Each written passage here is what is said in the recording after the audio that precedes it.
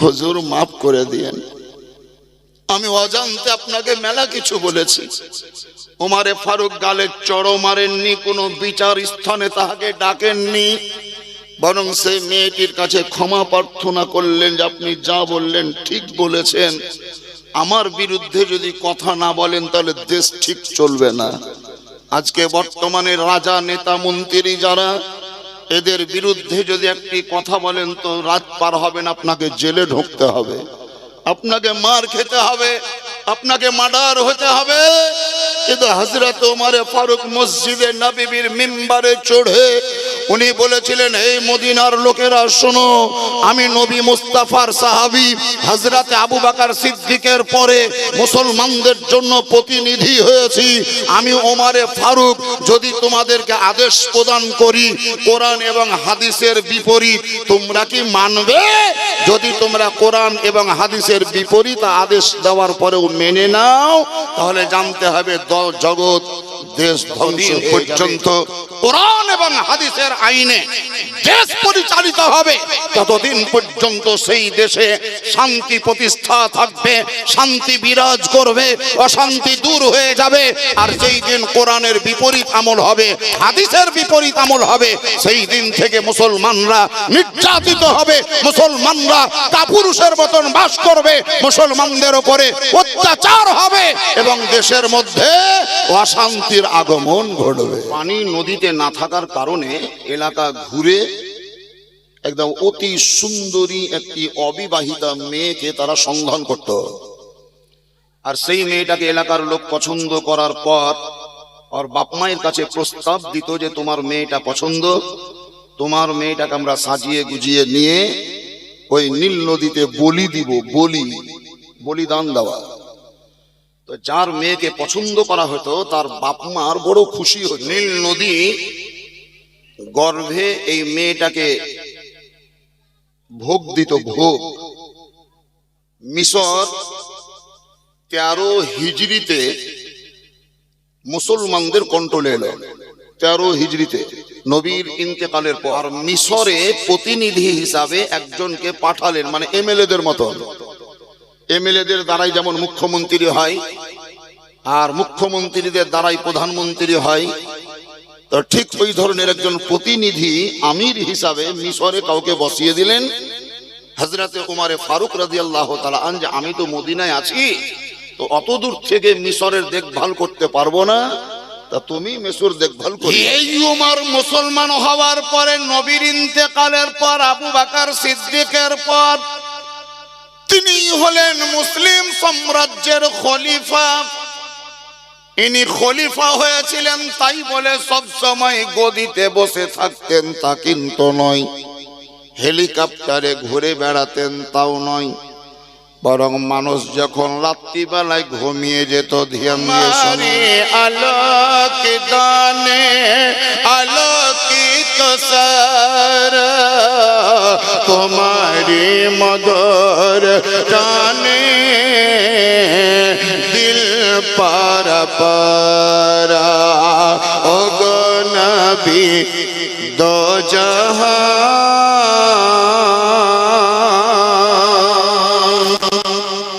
ও গো নবী দো জাহান, তুমি দয়া করে শাফাআত করিও নবী, সঙ্গে নিয়ে মোরে মোহাম্মদ তুমি ও গো খোদার পিয়ারা।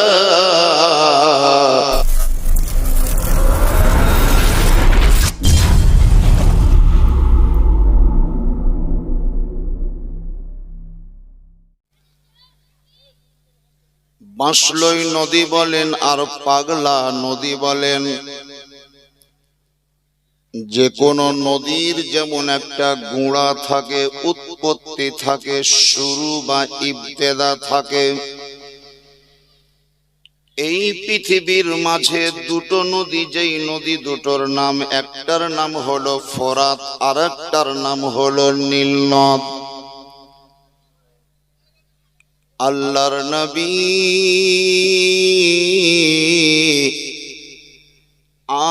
মুস্তাফা আহমদ মুজতবা নবী মুহাম্মদুর রাসূলুল্লাহ সাল্লাল্লাহু তাআলা আলাইহি ওয়াসাল্লাম বলেন যে এই নদী দুটোর গুঁড়া যদি সন্ধান করতে যাও তাহলে দুটো নদীরই সম্পর্ক জান্নাতের সঙ্গে,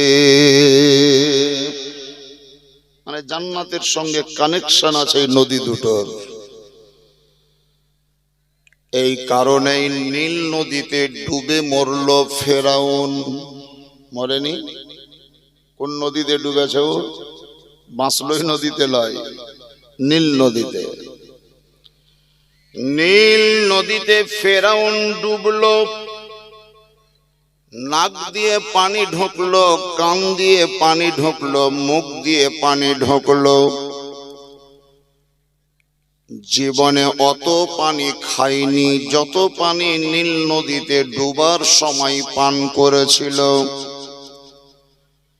আল্লাহ রাব্বুল আলামিন বলেন, ফেরাউন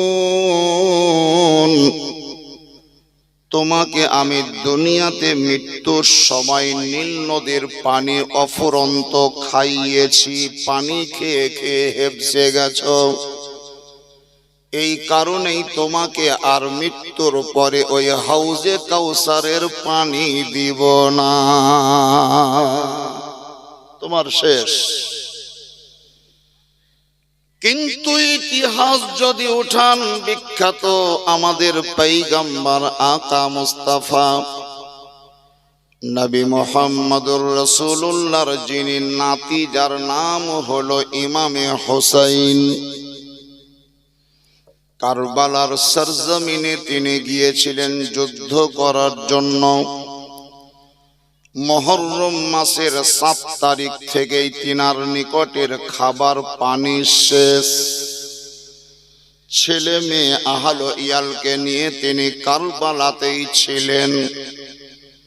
এজিদ বাহিনীরা ফোরাত নদীর কিনারায় বাধা প্রদান করলো, তোমাকে পানি দেওয়া হবে না। দুই জায়গার দুটো ইতিহাস। ফেরাউন নীল নদীতে ডুবছে তো পানি খাইয়ে মারছে, আর ইমামে হোসেন কারবালায় শহীদ হচ্ছেন তো পানির বাধার সৃষ্টি হলো। আল্লাহ রাব্বুল আলামিন বলেন, হোসাইন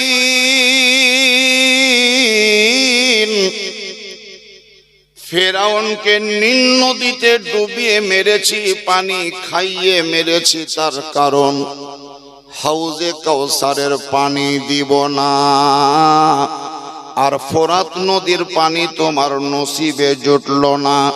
তার মানে হাউজে কাউসারের পানি তোমার দায়িত্বে থাকবে, এটা আমি অন্য কাউকে দিব না। বুঝতে পারলেন না কথা? ফোরাতের পানি হোসেনকে দেওয়া হয়নি, কারণ হাউজে কাউসারের পানি উনারই দায়িত্বে থাকবে। এই নীল নদীতে বৎসরে পানি শুকিয়ে যেত। ধ্যান দিয়ে বুঝবেন, আমি খুব লম্বা কথা বলবো না, এটা আগেই বলেছি। মা বোনদেরকেও বলছি, একটু খেয়াল করবেন আমার কথার দিকে। নীল নদীতে পানি বৎসরে একবার শুকিয়ে যেত। আরে পানি শুকিয়ে যাওয়ার কারণে সেই যুগের সেই এলাকার লোকেরা জমি টমি চাষ করতে পারত না, তার কারণ নীল নদীর পানি নিয়েই তারা জমি চাষ করত। তো পানি নাই, পানি ফুরিয়ে গেছে। এই পানি নদীতে না এলে তো আমাদের চাষ হবে না।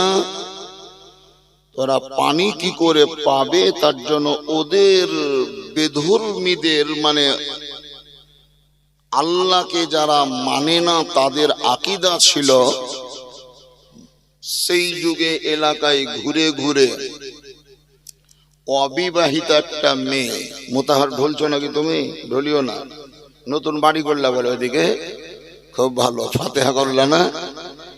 এখনো যাইনি। তো পানি নদীতে না থাকার কারণে এলাকা ঘুরে একদম অতি সুন্দরী একটি অবিবাহিতা মেয়েকে তারা সন্ধান করত, আর সেই মেয়েটাকে এলাকার লোক পছন্দ করার পর আর বাপ মায়ের কাছে প্রস্তাব দিত যে তোমার মেয়েটা পছন্দ, তোমার মেয়েটাকে আমরা সাজিয়ে গুজিয়ে নিয়ে ওই নীল নদীতে বলি দিব, বলিদান দেওয়া। তো যার মেয়েকে পছন্দ করা হতো তার বাপ মার বড় খুশি হতো যে আমার মেয়েকে নদীতে ভোগ দেওয়ার জন্য পছন্দ করেছে এলাকার লোক, তার মানে আমাদের ভাগ্য, আমাদের কপাল, আমাদের নসিব। কিন্তু এমনি বিবেকের দিক থেকে আপনাদেরকে জিজ্ঞাসা করছি, একটা ধরফরা মেয়েকে টানতে টানতে এনে ওই নদীর গর্ভে ফেলে নিজের হাতে বলিদান দেওয়া মানে হত্যা করা, এটা কি উচিত না অনুচিত? এটা ঠিক না বেঠিক? বুঝতে পারলেন না? ঠিক না বেঠিক? এটা বেঠিক, কিন্তু তখনকার লোক করত। ওই মিশর, নীল নদী কিন্তু মিশরে আছে, আর ফোরাত নদী ইরাকে আছে। ফোরাত নদীটা হচ্ছে ইরাক এলাকায়, আর নীল নদীটা হচ্ছে মিশর এলাকায়। রেজাউল ঢুলছে, দেখো রেজাউল, কুসুম গাছি রেজাউলে তোকে চারে বসি তোমার পাঁজরে। রেজাউল ঢুলছেন কেন? সুরমা চোখে দিয়েছেন তাহ। আসলে কাল কুসুম গাছিতে সারা রাত জেগেছে বেচারা। হ্যাঁ, 3 রাত হয়েছে তার লেগে নাকি? যাকে এই রাত্রে কষ্ট করলেন যে সারাদিন ঘুমাবেন, ঢুলিয়েন না। মানে আপনাকে ঢুলতে মানা করছে এই কারণে যে চেয়ারে বসে আছেন খুব মজবুত লয়, যদি আপনি বাই চান্স উল্টি পর্যন্ত জালসাই বন্ধ হয়ে যাবে, আপনাকে নি তখন টানা হিচড়া হবে। নীল নদী গর্ভে এই মেয়েটাকে ভোগ দিত, ভোগ। মিশর 13 হিজরিতে মুসলমানদের কন্ট্রোলে এলো। 13 হিজরিতে, নবীর ইন্তেকালের পর। আমরা যে আরবি গণনা হিজরি সন দেখছি 1447 হিজরি চলছে, এই হিজরি সনের গণনা কিন্তু উমারে ফারুকের জামানা থেকে, উমারে ফারুকের আমল থেকে শুরু, এবং আরবি ক্যালেন্ডার উমারে ফারুকের জামানা থেকেই শুরু। আরবি মাসের যে গণনা উমারে ফারুকের পিরিয়ড থেকে শুরু। হযরতে উমারে ফারুকের জামানায় এই মিশর মুসলমানদের কন্ট্রোলে চলে এলো। মানে অমুসলিমদের যে রাজা ছিল তাকে পরাস্ত করে মুসলমানরা জয়লাভ করলো, আর মিশর মুসলমানদের হাতে এলো। তখন মুসলমানদের যে আইন কানুন সেটাও মিশরে চলতে লাগলো। তখন আপনার রাজধানী হলো মদিনা। উমারে ফারুক রাদিয়াল্লাহু তাআলা আনহু মদিনাতে আছেন, আর মিশরে প্রতিনিধি হিসাবে একজনকে পাঠালেন, মানে এমএলএদের মতন। এমএলএদের দ্বারাই যেমন মুখ্যমন্ত্রী হয়, আর মুখ্যমন্ত্রীদের দ্বারাই প্রধানমন্ত্রী হয়, তো ঠিক ওই ধরনের একজন প্রতিনিধি আমির হিসাবে মিশরে কাউকে বসিয়ে দিলেন। হযরতে উমারে ফারুক রাদিয়াল্লাহু তাআলা আনহু, আমি তো মদিনায় আছি, তো অত দূর থেকে মিশরের দেখভাল করতে পারবো না, তা তুমি মিশর দেখভাল করিও। উনি মিশরের দেখভাল করছেন। ওই অন্যান্য পুরাতন বৎসরের মতোই নদীতে পানি নাই। তো এলাকার লোক হযরত উমারে ফারুকের কাছে, উমারে ফারুকের যে প্রতিনিধি ছিল মিশরে, তার নিকটে এসে উপস্থিত হলো। হুজুর, আমাদের নিয়ম, আমাদের নীতি, নীল নদীতে পানি না থাকলে আমরা একটা মেয়েকে ভোগ দিতাম, আর তার বিনিময়ে আমরা পানি পেতাম। এখন তো মুসলমান, আপনি ইসলামের আইন চলছে, আপনি বলুন আমরা কি পূর্বের মতোই ওই ধরনের সুন্দরী নারীকে বা মেয়েকে এনে ভোগ দিব? তিনি বলছেন, যেহেতু কোরআন বলছে কোন মানুষকে হত্যা করা চলবে না, হাদিস বলছে কোন মানুষকে মার্ডার করা চলবে না, আর তোমরা সাজিয়ে গুজিয়ে একটা মেয়েকে হত্যা করবা, তো এই হুকুম আমার দ্বারাই দেওয়া সম্ভব হবে না, আমি দিতে পারবো না। এলাকার লোকেরা বলল, হুজুর আপনি যদি ওই সমস্ত মেয়েদের মধ্যে কোনো একটি মেয়েকে হত্যা করতে নিষেধ করেন আমরা মেনে নিলাম, আপত্তি নাই, কিন্তু নদীতে যে এখন পানি নাই, তো পানির ব্যবস্থা করে দেন। পানি হলেই ঝামেলা মিটে যাবে, পানির ব্যবস্থাটা করে দেন। ইনি এবার টেনশনে পড়লেন, খুব চিন্তায় পড়লেন, কি করব, পানি কোথায় পাবো, আমি তো পানির ব্যবস্থা করতে পারবো না। উনি বললেন, ঠিক আছে তোমরা আজকে যাও, আমি 2-4 দিনের মধ্যেই তোমাদেরকে ডাকবো। ওদেরকে বিদায় করে দিলেন। এই মিশরের যিনি খলিফা বা আমির ছিলেন, তিনি অন্য কোনো জায়গায় না গিয়ে সরাসরি মদিনায় চলে গেলেন। ধ্যান দিয়ে বুঝেন, মদিনায় চলে গেলেন। মদিনাতুল মুনাওয়ারায় গিয়ে হযরতে ওমর ফারুককে সালাম জ্ঞাপন করলেন, আসসালামু আলাইকুম ইয়া আমিরাল মুমিনিন। হুজুর আপনার দরবার আমি বিপদে পড়ে এসেছি। কি বিপদ? তাহলে হুজুর, মিশরের লোকেদের আগেকার প্রথা ছিল, নদীতে পানি না থাকলে একটা মেয়েকে তারা ভোগ দিত। এখন তো মুসলমানদের নেতৃত্ব চলছে, ওরা ওই মেয়েকে ভোগ দেওয়ার জন্য আমার কাছে অনুমতি নিতে এসেছিল, আমি তাদেরকে অনুমতি দিইনি। কিন্তু তাদের বক্তব্য হচ্ছে যে পানির ব্যবস্থা করে দেন। তাই হুজুর আপনার নিকটে আবেদন করছি, যে কোনো কৌশলে যে কোনো উপায়ে আপনি পানির ব্যবস্থাটা করে দেন। হযরতে ওমর ফারুক রাদিয়াল্লাহু তাআলা আন, ইনি এমন একজন খলিফা, নবীর সাহাবী, যে হযরতে ওমর ফারুক মুসলমান যেই দিন হয়েছিলেন সেই দিন গোটা মক্কা নগর হিলে উঠেছিল, গোটা মক্কা নগর কেঁপে গিয়েছিল। আল্লাহর পয়গম্বর কা মুস্তাফা আহমদ মুস্তাফা নবী মুহাম্মদুর রাসূলুল্লাহ সাল্লাল্লাহু তাআলা আলাইহি ওয়াসাল্লাম একদিন আগে আল্লাহর দরবারে দোয়া করেছিলেন, আল্লাহ গো, মক্কাতুল মুকাররমায় 2 জন ব্যক্তি উল্লেখযোগ্য, আল্লাহ তুমি যাকে পছন্দ করো তাকে ইসলাম ধর্মে দীক্ষিত করিয়ে দাও। তার মধ্যে একজনের নাম হলো আবু জেহাল, আর একজনের নাম হলো ওমর। আমার নবীর দোয়া খোদার কাছে কবুল হলো। আর কিছুদিন পরেই ওমরে ফারুক এসে নবীর কলেমা পড়ে মুসলমান হলো। ওমরে ফারুক মুসলমান হয়ে গেলেন।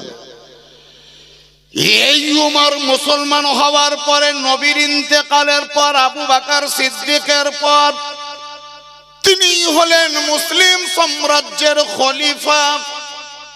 ইনি খলিফা হয়েছিলেন তাই বলে সব সময় গদিতে বসে থাকতেন তা কিন্তু নয়, হেলিকপ্টারে ঘুরে বেড়াতেন তাও নয়, বরং মানুষ যখন রাত্রিবেলায় ঘুমিয়ে যেত, ধ্যান দিয়ে শুনুন, রাত্রিবেলায় যখন মানুষ ঘুমিয়ে যেত, ওমরে ফারুক একজন গোলামকে সঙ্গে করে নিয়ে সাধারণ বেশভূষা পরিধান করে গ্রামের রাস্তাতে রাস্তাতে গলিতে গলিতে ঘুরে বেড়াতেন।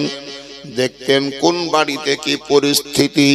এরকম ঘুরে বেড়াতে বেড়াতে কোনো এক রাত্রির ঘটনা কিতাবের মধ্যে লেখা আছে, তিনি যেন আওয়াজ পাচ্ছেন কোনো একটা বাড়ির ভিতর থেকে একজন মহিলা যেন আওয়াজ দিচ্ছে ছেলে মেয়েদেরকে, বাবা তোমরা টেনশন নিও না, চিন্তা করিও না, আমি চুলোতে হাঁড়ি চাপিয়ে দিয়েছি, রান্না চলছে, রান্না কমপ্লিট হলেই তোমাদেরকে খাইয়ে দেব, তারপরেই তোমরা ঘুমিয়ে পড়বে, আপাতত এখন তোমরা ঘুমিয়ে যাও, খাবার রান্না হলে তোমাদেরকে উঠাবো, খাবার রান্না হয়ে গেলে তোমাদেরকে জাগিয়ে দেব, আমি তোমাদেরকে খাবার খাওয়াবো।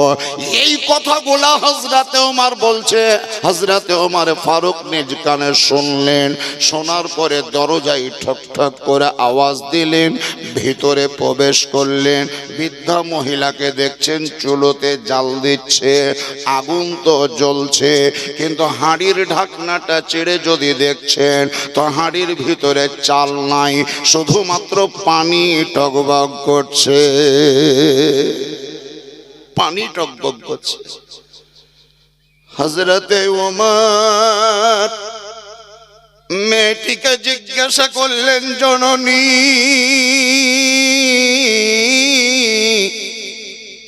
আপনি আপনার ছেলে মেয়েদেরকে মিথ্যা কথা কেন বললেন? আপনি যে বললেন খাবার হলে খাওয়াবো, হাঁড়িতে তো চাল নাই, শুধু পানি টগবগ করছে দেখছি। মহিলা বলছে আপনার বাড়ি কোথায় জানি না, আমাদের এলাকায় একজন খলিফা আছে, তার নাম হলো ওমর।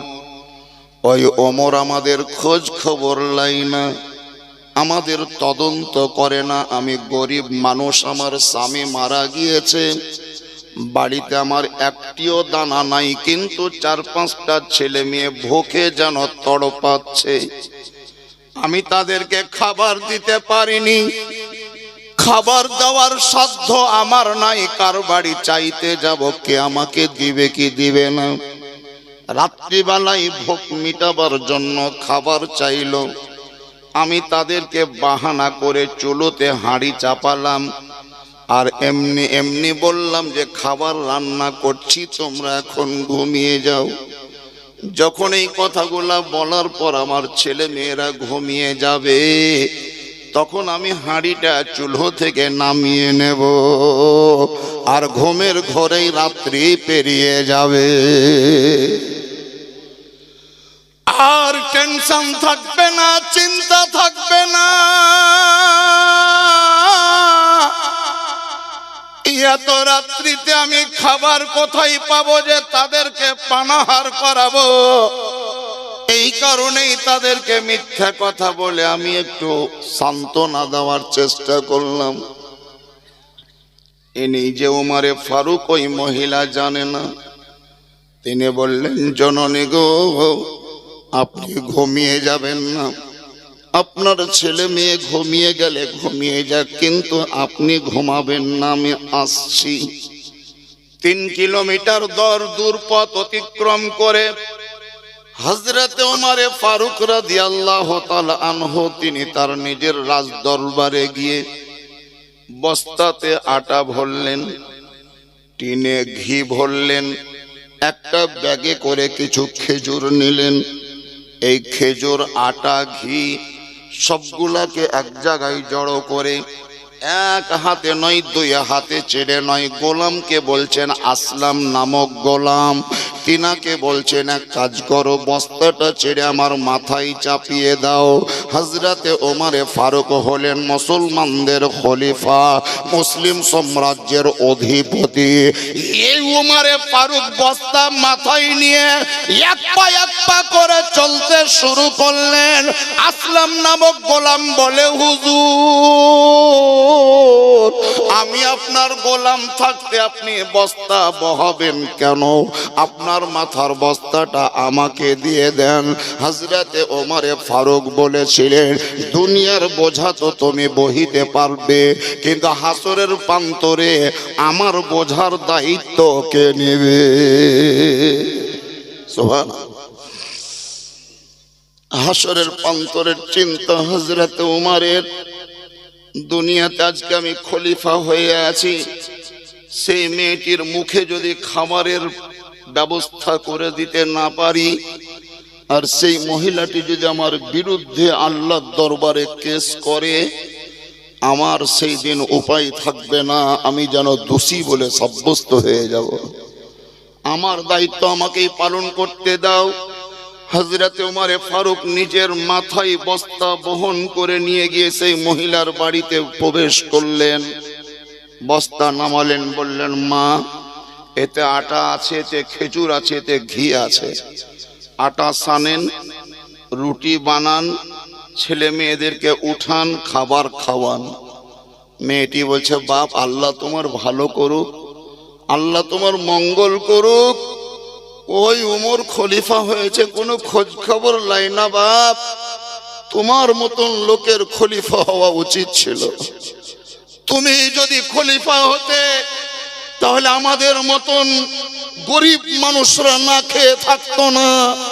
কিন্তু ওই ওমর আমাদের কোনো খোঁজ খবর লাই না। তুমি ধন্য বাপের ধন্য বেটা, তোমার হায়াত যেন লম্বা হয়, তুমি যেন দীর্ঘায়ু হও, তুমি যেন যুগ যুগ ধরে বেঁচে থাকো, দুনিয়াতে আল্লাহ যেন তোমাকে বাঁচিয়ে রাখে। হযরতে ওমর নিজের পরিচয় এখনো দেননি। বললেন, মা আমার চোখের সামনে আপনি রুটি বানান। মেয়েটি বলছে, বাপ তুমি যাও, আমি বানিয়ে নেব। না, আপনার ছেলে না খেয়ে ঘুমাবে আর আমি গিয়ে ওই জায়গায় আনন্দ করব, এটা হবে না। আপনি আটা সানেন। মেয়েটিকে আটা সানা করালেন, রুটির তাওয়া চুলোর উপরে চাপিয়ে দেওয়া হলো। হযরত ওমর ফারুক নিজের হাতে চুলাতে জাল দিলেন, মহিলাটি রুটি বানালেন, ছেলে মেয়েদেরকে জাগিয়ে রুটি খাইয়ে পেট ভরালেন। উনি বিদায় হয়ে চলে যাবেন। বাপ, ওমরের কথা আর বলিও না, সে তো কোনোদিন খোঁজ খবর লাইনি। কিন্তু এত রাত্রিতে তুমি যে আমার দিলকে সান্ত্বনা দিলে, আমার অনাহার ছেলে মেয়েদের মুখে খাবারের যোগান দিলে, এটা বিরাট বড় কাজ। আল্লাহর দরবারে যদি আমাকে প্রশ্ন হয়, এই মহিলা বলো তোমার দরবারে যে খলিফা ছিল সেই খলিফার চরিত্র কেমন ছিল, আমি উমারের নাম বলবো না, তোমারই নাম বলবো, কিন্তু তোমার পরিচয়টা একটু দিয়ে যাও। হযরত ওমর চোখ দিয়ে পানি গড়ালেন আর বললেন, জননী, যে উমারের কথা আপনি বলছেন দেরি হয়েছে তাই, কিন্তু ওই খলিফা ওমর হলাম আমি সে ওমর। হুজুর মাফ করে দিয়েন, আমি অজান্তে আপনাকে মেলা কিছু বলেছি। ওমরে ফারুক গালে চড় মারেননি, কোনো বিচার স্থানে তাহাকে ডাকেননি, বরং সেই মেয়েটির কাছে ক্ষমা প্রার্থনা করলেন যে আপনি যা বললেন ঠিক বলেছেন, আমার বিরুদ্ধে যদি কথা না বলেন তাহলে দেশ ঠিক চলবে না।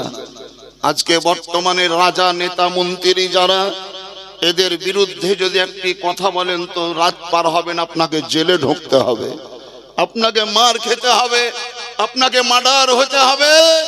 কিন্তু হযরত ওমর ফারুক মসজিদে নববীর মিম্বারে চড়ে উনি বলেছিলেন, এই মদিনার লোকেরা শোনো, আমি নবী মুস্তাফার সাহাবী হযরত আবু বকর সিদ্দিকের পরে মুসলমানদের জন্য প্রতিনিধি হয়েছি।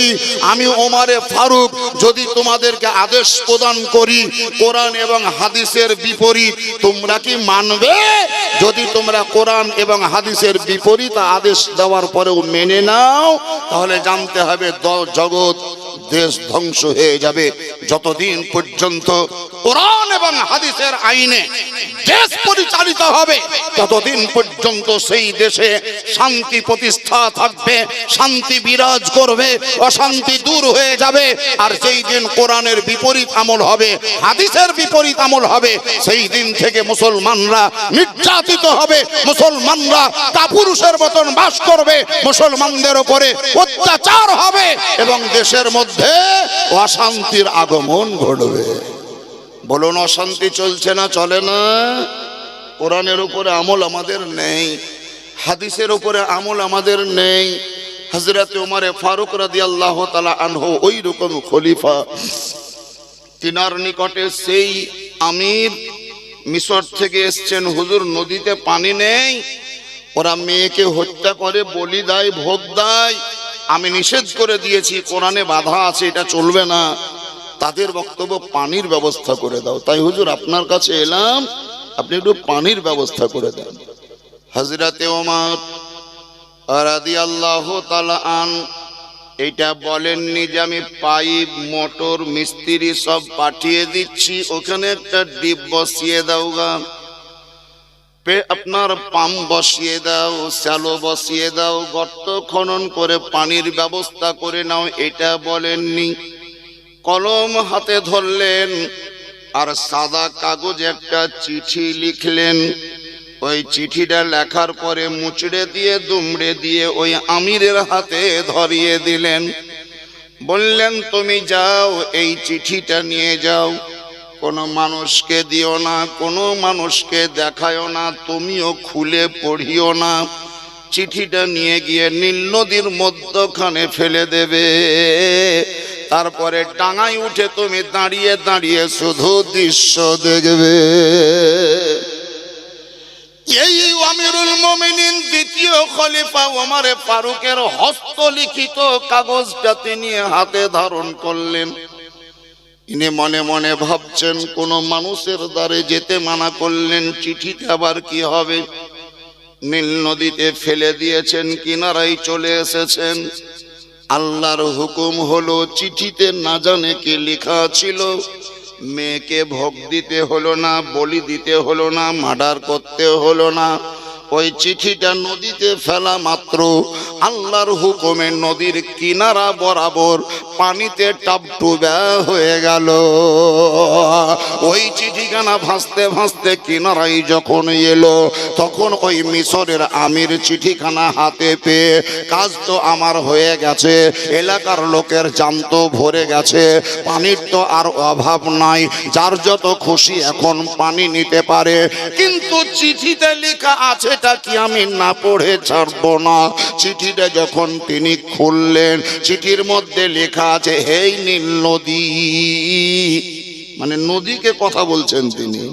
ওমরে ফারুক বলছেন, নদী রে, আমি মুসলমানদের খলিফা নবীর প্রতিনিধি ওমর বলছি, তুই যদি নিজের ইচ্ছাতে প্রবাহিত হোস তাহলে পানি লাগবে না, আর যদি আল্লাহর হুকুমে চলে থাকিস তাহলে দেরি করিস না, পানিতে ভরপুর হয়ে যা। এই চিঠিটা দেওয়া মাত্র নীল নদী পানিতে পরিপূর্ণ হয়ে গেল। বুঝতে পারা গেল মুসলমানদের খলিফা যিনি, হযরতে ওমরে ফারুক রাদিয়াল্লাহু তাআলা আনহু, তিনার কথা যেমন মানুষে মানত, ওনার কথা যেমন ইনসান মানত, দুনিয়াতে চলাফেরা জনগণ মানত, ঠিক তেমন তিনি আল্লাহর ওলি হিসাবে ওনার কথাটা নীল নদীতেও মানত। আল্লাহুম্মা